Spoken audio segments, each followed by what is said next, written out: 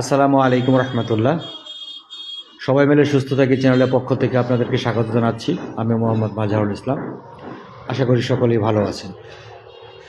আমি আজ আপনাদের সাথে একটি প্রোডাক্ট নিয়ে কথা বলবো, তার নাম হচ্ছে ক্যাবেক্সি। এটা কিভাবে কাজ করে, এটা কেন খেতে হয়, এটা ডোজ কি, তা নিয়ে আপনাদের সাথে একটু আলোচনা করব। আমার এই আলোচনার মাধ্যমে যদি আপনারা সুস্থ থাকতে পারেন আলহামদুলিল্লাহ, এই চেষ্টাটাই করে যাচ্ছি যাতে আপনারা ভালো থাকেন।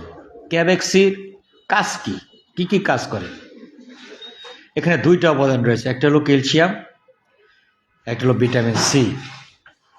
দুইটা উপাদান রয়েছে।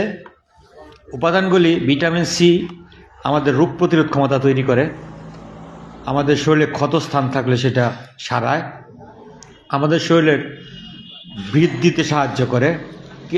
ক্যালসিয়ামের কাজ হচ্ছে ক্যালসিয়ামের ঘাটতি পূরণ করে। ক্যালসিয়ামের ঘাটতি পূরণ করে আমাদের যখন একটা অ্যাডাল্ট বয়স হয়ে যায়, আমাদের মুভমেন্টগুলিতে কাজ করে না, তখন ক্যালসিয়ামের ঘাটতি থাকে।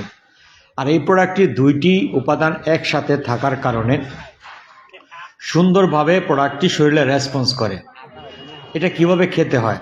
এটা প্রতিদিন দুপুরবেলা আধা গ্লাস পানির পরিমাণ 250 মিলিগ্রাম, একটি ট্যাবলেট পানিতে গুলিয়ে তারপর খেতে হবে। আমি আবারও বলছি, 250 মিলিলিটার পানি, একটি ট্যাবলেট গুলিয়ে এটা খেতে হবে, তাহাতে রেসপন্সটা খুব ভালো পাওয়া যায়। এই ক্যাবেক্সি 12 বছর বয়স থেকেই খাওয়ানো সম্ভব।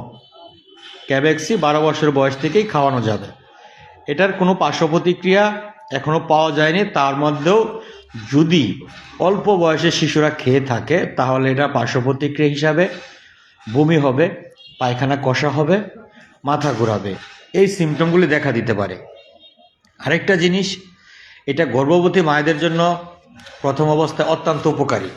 তারা কিছু খেতে পারে না, তো এখন এই অবস্থায় ওষুধটা যদি খাওয়া যায় তাহলে অত্যন্ত উপকারে আসে, মুখে রুচি আসে এবং বাচ্চা বৃদ্ধিতে সহায়তা করে, শরীর গঠনে সহায়তা করে। আশা করি আমার কথাগুলি বুঝতে পারছেন।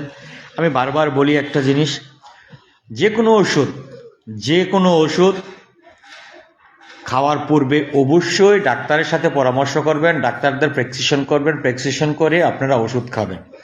আমি জাস্ট আপনাদের সাথে একটু আলোচনা করলাম এটা কিভাবে খেতে হয় তার ধারণা দেওয়ার জন্য, যাতে আপনারা হয়তো এই ওষুধটা না খেয়ে থাকেন, অপ্রয়োজনীয়ভাবে না খেয়ে থাকেন। আশা করি ভালো থাকবেন, সুস্থ থাকবেন। আসসালামু আলাইকুম ওয়া রাহমাতুল্লাহি ওয়া বারাকাতুহু।